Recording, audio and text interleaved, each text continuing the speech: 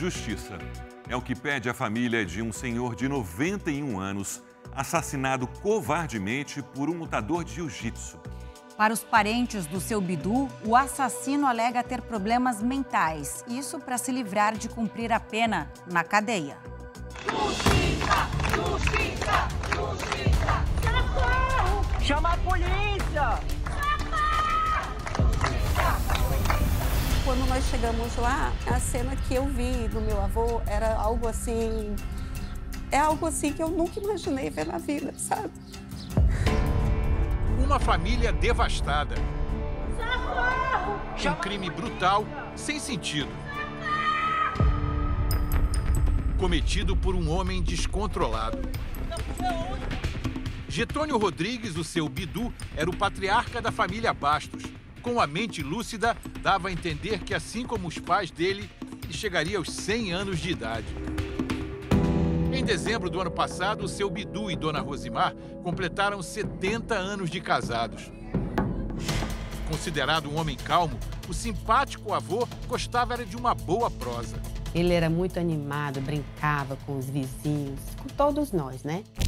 Aos 91 anos, o seu Bidu já não saía do condomínio. Todos os dias, de manhã e à tarde, ele vinha para o lugar preferido dele, aqui, embaixo do bloco onde morava, sentava aqui numa dessas cadeiras, ficava sentindo a brisa e conversando com as pessoas que passavam por aqui. E o motivo dele nunca sair do condomínio era medo. Ele tinha medo da violência do lado de fora. Jamais poderia imaginar que a violência estava aqui, bem perto dele. E ela chegou pelas mãos deste homem, Lucas Amorim Magalhães, 39 anos, morador de um bloco vizinho. Na tarde do dia 5 de julho, o lutador e professor de jiu-jitsu foi flagrado pelas câmeras na entrada do condomínio. Ele queria bater na mãe, mas ela fugiu.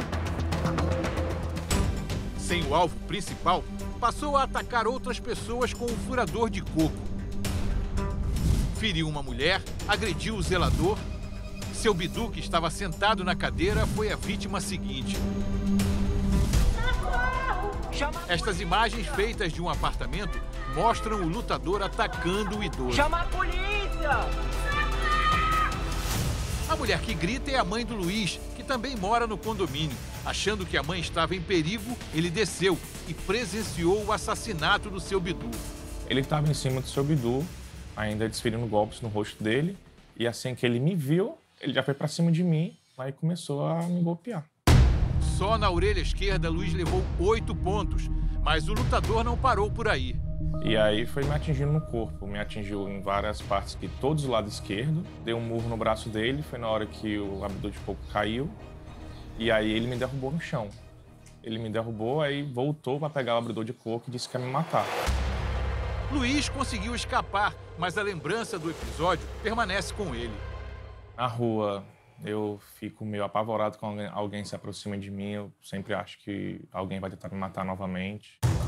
Depois dos ataques, Lucas saiu do condomínio. No caminho, ainda tentou agredir um adolescente e impediu um motorista de prosseguir pela rua. Daniela e os filhos puseram seu Bidu no carro e correram para o hospital mais próximo. Ele ainda estava vivo. Meu filho foi com ele no colo, eu fui no carro na frente, pedindo, pelo amor de Deus, saiam da frente, que meu avô está morrendo. O Lucas seguiu caminhando, ameaçando as pessoas que cruzavam com ele pelas ruas. E só aqui, a 1,5 km de distância, mais ou menos, do condomínio, nesta movimentada avenida, foi alcançado por policiais militares que deram voz de prisão a ele. Mas o Lucas não se entregou, resistiu e confrontou os PMs. Até que o outro PM disparou na perna de Lucas. Mesmo caído e cercado por policiais que chegaram para ajudar na captura, o lutador continuou resistindo, até ser dominado. Ele foi levado para o mesmo hospital onde os médicos lutavam para salvar a vida do seu Bidu. Falei para ele a pessoa imunda que ele era, o verme que ele era, a pessoa do mal. Falei para ele, você é um frustrado, um recalcado, você viu uma pessoa de luz lá no fundo do condomínio e você foi lá, covarde.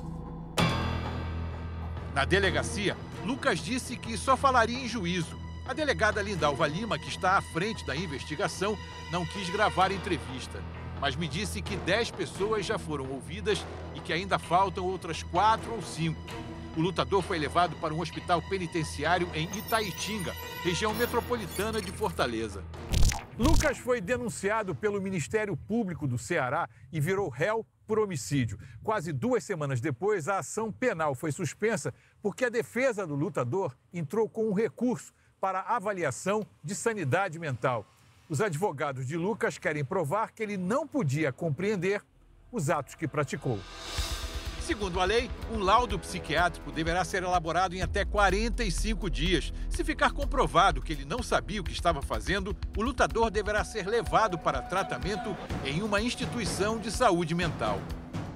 Ele vai ser internado pelo mínimo de 3 anos. E, decorridos os 3 anos, será feita uma nova perícia para saber se ele continua perigoso para a sociedade ou não. Se ele continua perigoso, ele continua lá. Mas se o laudo demonstrar que Lucas sabia o que estava fazendo, a ação penal por homicídio qualificado e 6 tentativas de homicídio será retomada. Ele pode pegar até 40 anos de cadeia. A família do seu Bidu ficou indignada com o pedido dos advogados do lutador. A gente é totalmente contra, porque a gente sabe que o Lucas era uma pessoa sã, uma pessoa lúcida, né? Se já existia essa questão da insanidade, por que a família não fez algo antes? Por que a família não fez uma internação compulsória? Ele era um cara que tinha vida normal, ele dava aula de jiu-jitsu, ele era árbitro de lutas de jiu-jitsu, ele tinha amigos, ele se relacionava muito bem com as pessoas, ele tinha várias namoradas. Na ficha criminal de Lucas já constavam denúncias por fraudes, ameaça e contravenção. Ao saber da morte do seu Bidu, uma ex-namorada de Lucas procurou a delegacia para relatar que foi agredida por ele com um tapa no rosto e que o lutador bateu o carro dela de propósito em uma árvore. A mulher contou ainda que o ex já foi usuário de maconha e LSD. Para esta psicóloga, nem sempre a violência está ligada à condição mental. Pode acontecer de um portador de transtorno mental agir com violência, mas essa relação ela não é uma relação direta. Né? Eu não posso afirmar que as pessoas que têm um transtorno mental, elas são potencialmente violentas ou potencialmente agressivas. O advogado de Lucas preferiu não se manifestar a pedido dos parentes do lutador. Na família do seu Bidu, as homenagens tentam confortar os parentes. Gostava tanto de você. Mas a falta que ele vai fazer, isso o tempo não apaga. A gente não vai esquecer nunca a maneira que o nosso pai faleceu. Ele sempre estava presente ali na cadeirinha dele. Toda vida que eu pegava meu carro para sair, ele estava lá do outro lado. Ai, minha filha! Essa presença que é uma coisa tão simples na vida. Um cumprimento faz falta, ficou um vazio.